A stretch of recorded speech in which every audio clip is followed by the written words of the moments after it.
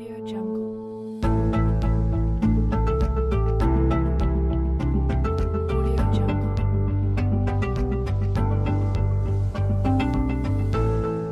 Audio Jungle.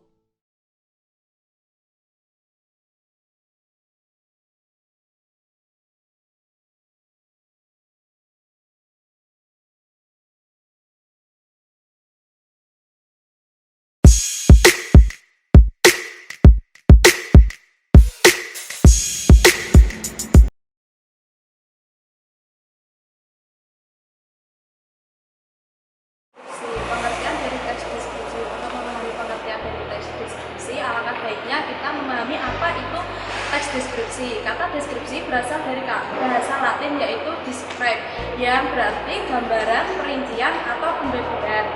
Deskripsi adalah karangan yang menggambarkan suatu objek berdasarkan hasil pengamatan, perasaan, dan pengalaman penulisnya. Deskripsi menurut KBBI atau Kamus Besar Bahasa Indonesia adalah pemaparan, uraian, atau penggambaran dengan kata-kata sejelas dan terperinci. Sedangkan pengertian dari deskripsi itu sendiri menurut para ahli, tulisan yang bisa melukiskan sebuah pesan dengan tujuan untuk mengajak pembaca memahami dan menikmati objek yang dibicarakan sesuai dengan suasana hati, orang, aktivitas, dan lain sebagainya. Hal tersebut menurut Tarigan tahun 1994 definisikan sebagai suatu wacana yang berusaha menyajikan suatu hal atau objek pembicaraan yang seakan-akan para pembaca melihat sendiri objek tersebut dan seolah-olah berada di depan mata para pembaca. Menurut Pratt tahun 1995, deskripsi adalah penguraian atau melukiskan. Menurut Rianto tahun 2014, deskripsi adalah bentuk paragraf yang bertujuan untuk menggambarkan bentuk objek pengamatan, sifatnya, rasanya, atau coraknya dengan mengandalkan pada indera dalam proses penguraiannya. Menurut Rodewo tahun 2007, deskripsi atau paragraf deskripsi menurut beberapa ahli bahasa. Yang pertama menurut Ishak dan Justina tahun 2008 yang menyatakan deskripsi merupakan salah satu jenis karangan untuk menggambarkan sesuatu sesuai dengan keadaan yang dialami oleh pengarang, sehingga pembaca dapat mencitrai segala sesuatu yang sesuai dengan yang dilukiskan tersebut. Menurut Winarsih dan Wahyuni tahun 2008 menyatakan teks deskripsi dinamakan juga dengan lukisan. Pujianti tahun 2014 menyatakan paragraf deskriptif merupakan suatu paragraf yang menggambarkan suatu objek dengan tujuan agar para pembaca seakan-akan melihat, mendengar, dan merasakan objek yang digambarkan oleh penulis dalam paragraf tersebut. Objek yang digambarkan tersebut dapat berwujud barang, benda, maupun tempat. Selanjutnya, menurut Sutarni dan Soekardi tahun 2008 menyatakan paragraf deskriptif merupakan suatu paragraf yang menggambarkan sebuah objek secara rinci atau mendetail yang dilengkapi dengan suatu ilustrasi. Itu menjadikan pembaca seolah-olah dapat melihat, mendengar, dan mengamati sendiri objek yang sedang diceritakan. Berdasarkan pendapat dari ahli bahasa di atas, jika disimpulkan maka teks deskriptif merupakan suatu teks atau paragraf yang menggambarkan suatu objek secara rinci dengan diberikan ilustrasi sehingga pembaca dapat merasakan dan terlibat di dalam cerita yang dituliskan. Pengertian deskripsi secara umum, sementara pengertian teks deskripsi adalah teks yang menjabarkan atau memaparkan sebuah objek tertentu melalui kata-kata yang dapat merangsang panca indera sehingga pembaca seolah-olah menyaksikan atau merasakan sendiri objek yang dideskripsikan oleh si penulis. Kemudian, definisi teks deskripsi adalah sebuah karangan yang gagasan utamanya disampaikan dengan cara menggambarkan secara jelas objek, tempat, atau peristiwa yang sedang menjadi topik kepada pembaca, yang sehingga pembaca seolah-olah merasakan secara langsung apa yang sedang diungkapkan di dalam teks tersebut. Selanjutnya saya akan menjelaskan mengenai tujuan dari teks deskripsi. Yang pertama, supaya orang yang membaca teks tersebut seolah-olah sedang merasakan apa yang sedang dijelaskan di dalam teks tersebut. Selanjutnya, yang kedua, untuk dapat memberikan penjelasan kepada tiap-tiap pembaca mengenai sesuatu objek tentang yaitu secara utuh.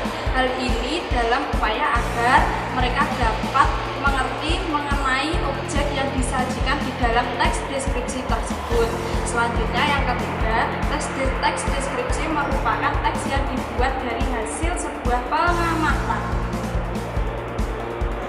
Observasi hal tersebut yang menyebabkan bahwa teks deskripsi mempunyai informasi yang jelas mengenai suatu benda atau juga objek sesuai dengan data serta fakta yang diperoleh oleh si penulis teks. Selanjutnya yang keempat yaitu tiap-tiap akan memperoleh kesan atau citraan sesuai dengan pengamatan, perasaan serta juga pengalaman penulis sehingga akan terkesan seolah-olah pembaca yang melihat, merasakan dan juga mengalami sendiri tema atau topik yang ada di dalam teks tersebut. Selanjutnya yang kelima yaitu teks deskripsi akan merinci objek dengan kesan, fakta, serta juga citraan.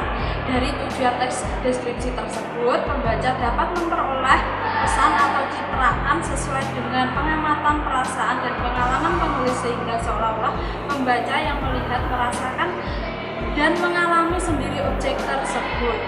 Untuk dapat mencapai pesan yang secara sempurna, penulis deskripsi merinci objek dengan pesan, fakta, dan citraan. Teks deskripsi. Dalam cabang ilmu tertentu, deskripsi selalu dibutuhkan oleh pihak peneliti lainnya. Teks deskripsi juga dapat digunakan untuk membandingkan pengalaman yang telah didapat pihak peneliti itu sendiri dengan pengalaman yang didapat oleh pihak peneliti lainnya, sehingga memudahkan para peneliti itu sendiri dan peneliti lainnya untuk melakukan kontrol dan pemeriksaan teks deskripsi yang bersangkutan. Pada dasarnya, deskripsi ini dapat berupa menegaskan sesuatu, seperti apakah sesuatu itu apabila dilihat dengan mata telanjang atau bantuan alat lainnya, bagaimana bunyi dapat dirasakan dan bagaimana rasa yang dapat dideskripsikan, dan lain sebagainya. Deskripsi yang memang secara detail dapat diciptakan dan digunakan dalam ilmu tertentu dan juga dikenal dengan teknik tertentu. Yang selanjutnya saya akan membicarakan tentang ciri-ciri teks deskripsi.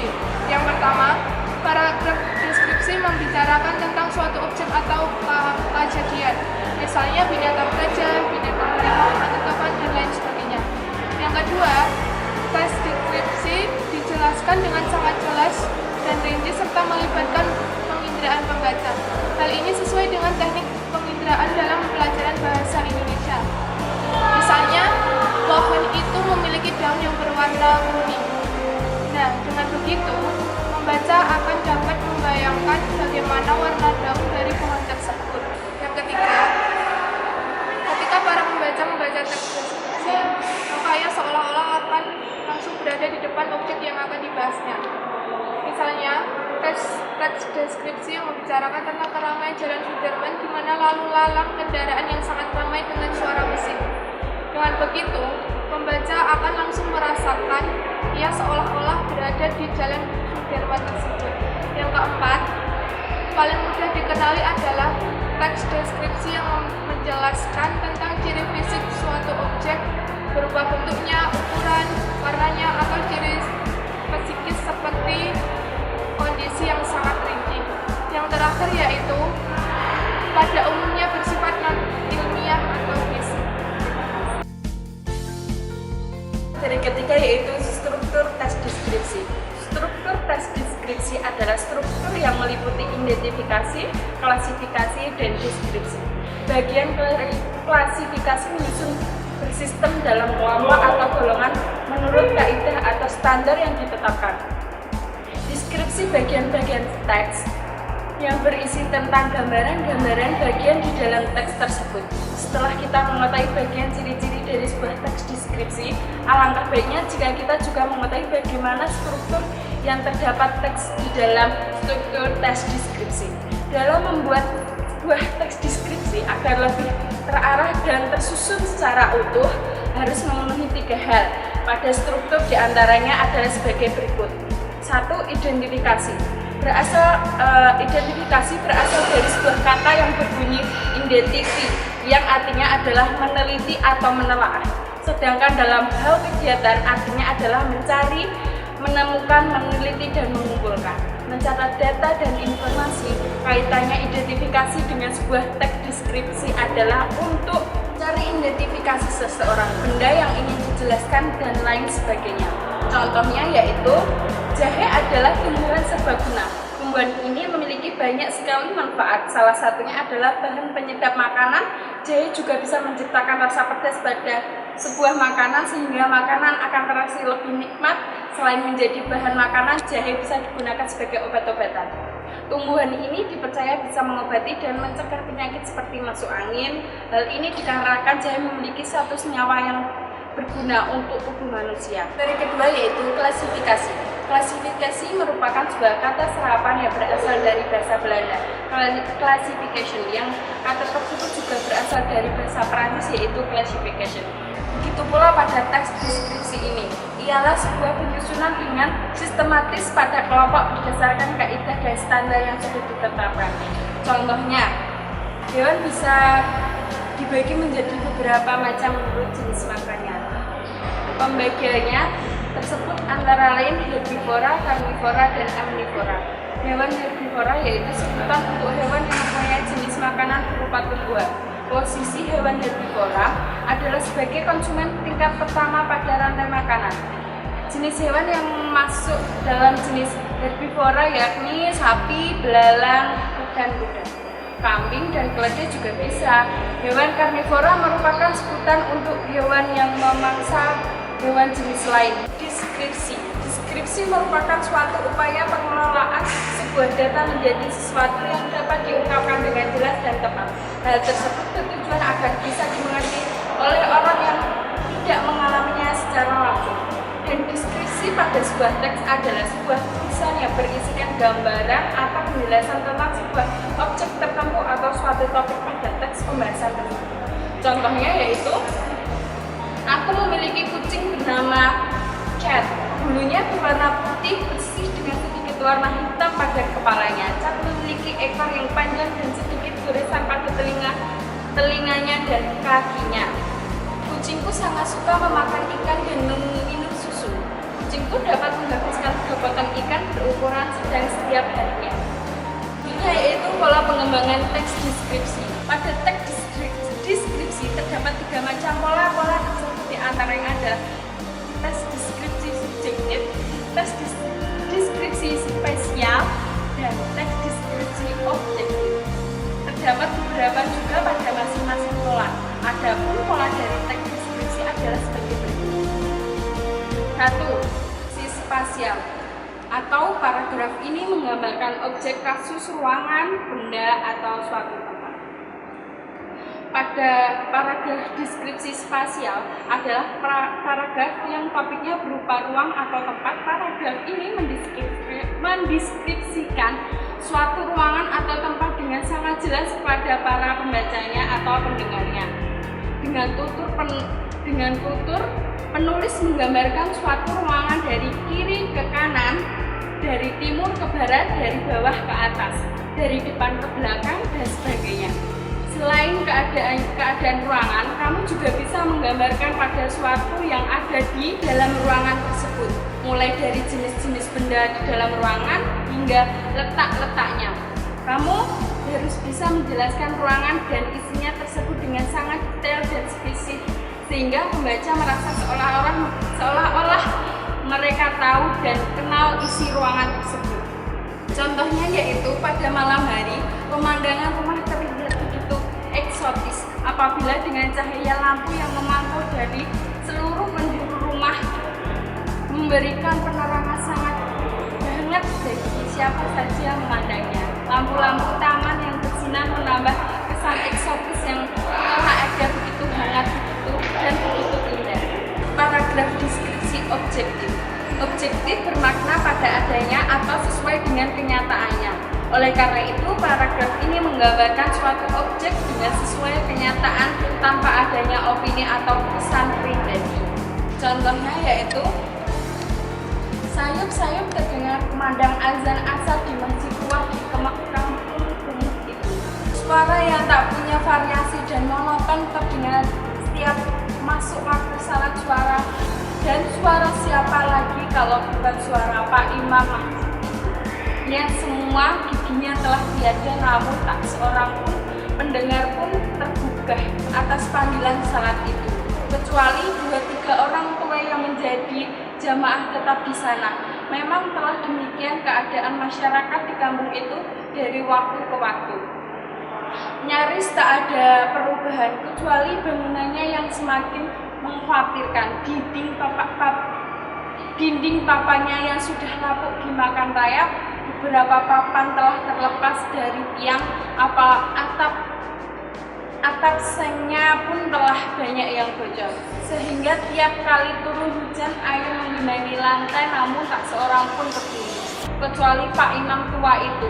Seketika orang-orang dikejutkan sebuah cerita histeris dari sebuah rumah gabuh yang tidak beberapa jauh dari masjid tua itu. Jeritan itu tangisan seorang perempuan yang merintih histeris. Spontan ibu-ibu tersesak oleh suara itu, lalu meninggalkan kegiatan dan berhamburan ke sana. 3. Deskripsi subjektif menggambarkan objek seperti tafsiran atau pesan perasaan penulis.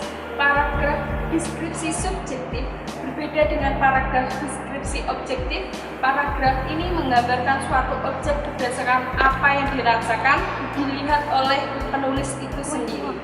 Dengan kata lain, penulis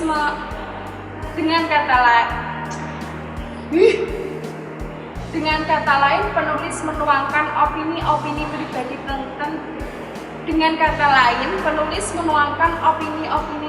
tentang keadaan suatu benda atau objek tersebut. Untuk menggambarkan suatu tempat atau keadaan, pertama-tama penulis mengambil posisi tertentu, kemudian secara perlahan-lahan dan berurutan ia menggambarkan benda demi benda yang terdapat dalam tempat itu, yakni mulai dari yang terdekat kepada yang terjauh. Contohnya, ketika aku bertandang ke rumahnya pagi itu, merasakan kenyamanan di setiap sudut ruangan, tampak bersih dan rapi oleh sentuhan seorang wanita di salah satu sudut rumah. Melihat bunga matahari mekar sempurna, kelompok bunga merekah dengan warna hijau dan kuning yang memikat. Ia bergoyang menari meniup sepoi-sepoi angin pagi. Pada sudut ruangan tampak bersih dan rapi oleh sentuhan seorang wanita. Saya akan melanjutkan materi selanjutnya, yaitu tentang jenis teks deskripsi. Setelah kita sama-sama mengetahui bahwa sebuah teks pada deskripsi ini juga terdapat sebuah polanya. Tentu pola tersebut masing-masing adanya perbedaan satu sama lain. Namun tidak hanya itu, pada teks deskripsi ini juga terdapat jenisnya sebagai berikut. Deskripsi imajinatif atau yang disebut juga dengan deskripsi impresionis merupakan sebuah paragraf yang menggambarkan sebuah ruang atau tempat yang berlangsungnya kejadian suatu peristiwa. Menggambarkannya harus dilihat dari berbagai sudut pandang agar ruang yang digambarkan tersebut dapat diungkapkan dengan jelas pada perasaan dan pikiran pembaca. Deskripsi faktual atau yang biasa disebut juga dengan deskripsi ekspositoris ialah sebuah teks yang menjelaskan suatu hal yang terdapat pada seseorang atau menggambarkannya mengenai seseorang yang diungkapkan identitasnya yang apa adanya, sehingga para pembaca teks tersebut bisa membayangkan keadaannya. Deskripsi ini pada umumnya bertujuan agar suatu objek dapat membangkitkan daya imajinasi pada seseorang pembaca, dan biasanya penulis diharuskan menggambarkannya dari beberapa sudut pandang. Semakin detail pada penulisannya, maka akan semakin jelas apa yang tergambarkan dalam bayangan para pembaca. Apabila objek yang digambarkan itu adalah tentang seseorang, maka detail isi teks tersebut bisa dilakukan terhadap aspek rohani ataupun fisiknya. Pada aspek rohani berupa perasaan, bakat, watak peranannya pada suatu bidang kerja, dan lain sebagainya. Deskripsi tempat atau spasial adalah teks yang melukiskan ruang atau tempat berlangsungnya suatu peristiwa. Sebelum mendeskripsikan latar tempat, penulis terlebih dahulu menetapkan beberapa pokok persoalan seperti berikut. Yang pertama adalah suasana hati, kedua bagian yang relevan, yang tiga urutan penyajian. Yang keempat adalah deskripsi waktu. Deskripsi yang menggambarkan urutan waktu atau kejadian berkelanjutan. Contohnya, bila tanda pulang sekolah berbunyi, para siswa kelas 7E SMPK Flutter Former berhamburan keluar kelas. Hari ini mereka akan berlatih menari di aula. Ada beberapa siswa menari tarian daerah, ada pula yang menari tarian modern, serta menari dengan penuh semangat. Yang kelima adalah deskripsi orang. Adalah teks yang mendeskripsikan tentang orang secara terperinci. Mendeskripsikan orang dapat dilakukan dengan cara, yakni satu adalah bidang milik, menggambarkan seseorang dilihat dari apa yang dimilikinya, misalnya rumah, mobil, motor, hewan peliharaan. Yang kedua adalah bidang fisik, menggambarkan kondisi fisik tokoh, misalnya gemuk, kurus, tampan, cantik. Yang tiga adalah bidang perasaan, menggambarkan perasaan seseorang, misalnya halus, kasar, ramah, pemalu, atau pemarah. Bidang tindakan, yang keempat itu adalah bidang tindakan, menggambarkan tingkah laku seseorang, contohnya itu Marlon dan teman-temannya merupakan anak yang sangat rajin dalam mengikuti latihan tari di sekolah. Yang kelima adalah bidang watak, memiliki watak untuk dideskripsikan, yaitu contohnya siswa yang meraih juara itu memiliki pembawaan yang sangat tenang dalam menyelesaikan soal yang diberikan kepadanya. Ini adalah unsur atau kaidah kebahasaan tes deskripsi. Unsur kebahasaan atau kaidah kebahasaan yang dilibatkan dalam tes deskripsi yaitu pertama, rujukan kata. Rujukan kata yaitu satu kata merujuk pada kata lain yang memperlihatkan keterkaitan rujukan kata berhubungan dengan kata ganti atau kata ganti orang, kepunyaan, dan penunjuk. Yang kedua adalah kata beribuan. Kata beribuan adalah kata dasar yang mendapatkan awalan prefik, akhiran atau sufiks, dan sisipan atau infik. Prefik adalah afiks atau ibuan yang ditempatkan di bagian muka suatu kata dasar. Bentuk atau morfem dari kata prefik atau awalan seperti ber, peng, dan per. Contohnya adalah menari, berjumlah, berbahasa, bercampur. Yang kedua adalah sufiks. Sufiks tidak mengalami perubahan bentuk jika digabungkan dengan dasar kata apapun. Jika fonem terakhir suatu kata dasar adalah a, dalam tulisan fonem itu dijajarkan dengan sufiks an. Jalanan itu selalu membuat keributan. Uang bulanan, Rani belum dikirim, yaitu memiliki kata bulanan. Yaitu ada kata sisipan di tengahnya adalah an. Yang terakhir adalah infik. Adalah afik yang diselipkan di tengah kata dasar. Contohnya jelajah, telunjuk, leluhur. Yang ketiga adalah konjungsi kata sambung atau kata hubung. Kata hubung atau konjungsi adalah kata yang digunakan sebagai penghubung antar kata, frase, klausa, atau kalimat. Sekian.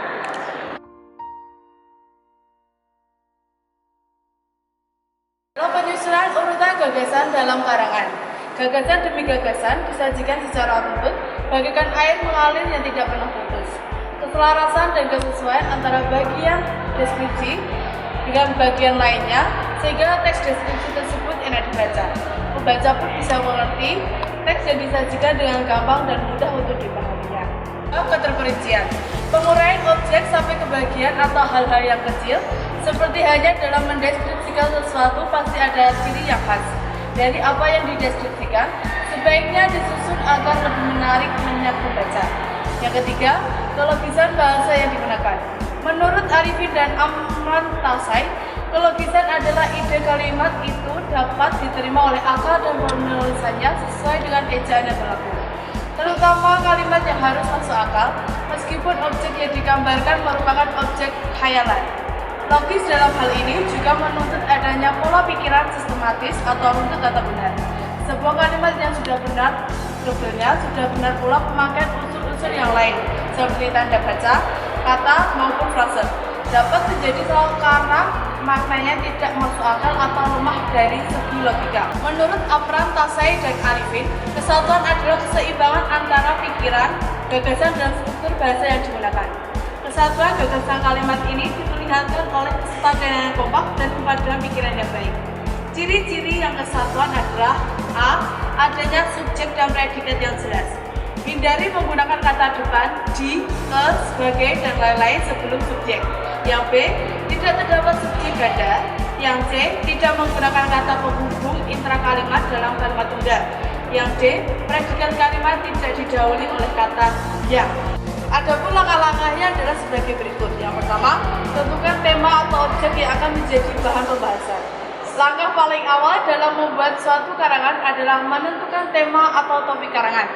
Tema diartikan sebagai pokok pikiran, sedangkan topik adalah pokok pembicaraan. Apabila dilihat dari sudut sebuah karangan yang telah selesai, tema adalah suatu amanat yang utama disampaikan oleh penulis melalui karangannya. Dalam kenyataannya, untuk menulis suatu karangan, penulis harus memilih suatu topik atau pokok pembicaraan. Dengan demikian, pada waktu menyusun sebuah tema untuk sebuah karangan, ada dua unsur yang paling dasar, yaitu topik atau pokok pembicaraan. Dan tujuan yang pokok adalah melalui topik tersebut. Bagi pengarang pemula, penentuan topik tulisan merupakan sesuatu yang agak sulit dilakukan. Dalam menetapkan topik, penulis harus menguasai betul kira-kira permasalahan apa yang akan ditulis. Jadi agar topik benar-benar terwujud, pilihlah topik yang benar-benar menarik perhatian. Hal ini disesuaikan dengan pendapat Boris Karloff tahun 1994 bahwa haruslah menarik perhatian penulis sendiri. Topik yang menarik perhatian penulis akan memungkinkan pengarang berusaha terus-menerus mencari data-data untuk memecahkan masalah yang dihadapinya. Penulis akan didorong terus-menerus agar dapat menyelesaikan tulisan itu dengan sebaik-baiknya. Yang kedua, tentukan juga tujuan untuk apa teks tersebut dibuat. Setiap kegiatan yang dilakukan tentu memiliki tujuan. Demikian halnya dengan mengarang atau menulis. Menetapkan tujuan tulisan adalah penting dalam sebuah menulis. Karena tujuan sangat berpengaruh dalam menetapkan bentuk, panjang, sifat, dan cara penyampaian tulisan. Dengan menetapkan tujuan yang jelas akan membantu penulis memperoleh gambaran tentang persoalan yang akan ditulisnya dan membangkitkan semangat penulis untuk merangkaikan kata-kata yang lebih jelas dan terarah. Bahan objek tersebut berdasarkan data-data yang melalui tahap pengamatan. Untuk mencapai tujuan yang telah ditetapkan, perlu mencari beberapa keterangan yang berhubungan dengan topik tersebut. Kegiatan mengumpulkan bahan dapat dilakukan secara observasi atau mengadakan pengamatan terhadap satu proses atau keinginan sesuatu yang diperlukan dan akan dijadikan sumber penulisan. Ketika data sudah diperoleh, buat sebuah kerangka paragraf pembahasannya. Kerangka tulisan adalah garis besar cerita yang akan dituangkan pada sebuah tulisan. Sebelum menulis, seorang penulis perlu menetapkan kerangka tulisan.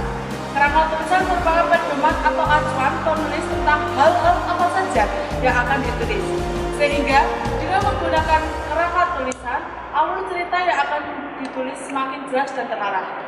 Jarang seseorang dalam menuangkan isi pikirannya sekaligus secara teratur, terperinci dan sempurna tanpa sebuah kerangka tulisan. Adalah kembangkan kerangka karangan menjadi sebuah teks deskripsi yang sesuai dengan topik pembahasannya.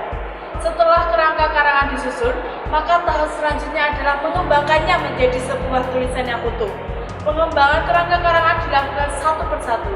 Dalam penulisan atau pengembangan kerangka karangan, ada beberapa unsur yang harus diperhatikan dan unsur-unsur tersebut merupakan penilaian baik tidaknya hasil karangan yang dibuat. Unsur-unsur tersebut adalah isi gagasan yang dikemukakan, organik isi, meliputi urutan peristiwa, tata bahasa, pilihan struktur dan kosakata, serta penggunaan ejaan yang tepat. Di dalam penuangan isi gagasan yang dikemukakan pada sebuah tulisan, penulisan sangat dituntut untuk memiliki wawasan luas tentang apa yang ditulisnya sehingga isi tulisan benar-benar hidup. Namun demikian, dalam penceritaannya, penulis harus mampu mengorganisasi isi sedemikian rupa sehingga isi cerita tidak tumpang tindih atau tidak dibicarakan berulang-ulang. Agar isi karangan mudah dipahami, membaca gunakanlah tata bahasa yang baik. Bahkan penggunaan ejaan secara tidak tepat akan menyulitkan pembaca untuk memahami isi tulisan. Untuk menyusun kerangka karangan diperlukan bahan-bahan yang dapat digali dari pengalaman imajinasi buku, majalah, koran, wawancara, dan lain-lain. Kumpul pokok pikiran tersebut kita susun dengan baik dan tidak boleh sembarangan. Mana cerita yang harus diletakkan pada bagian awal dan mana pula yang harus diletakkan pada bagian akhir. Terima kasih.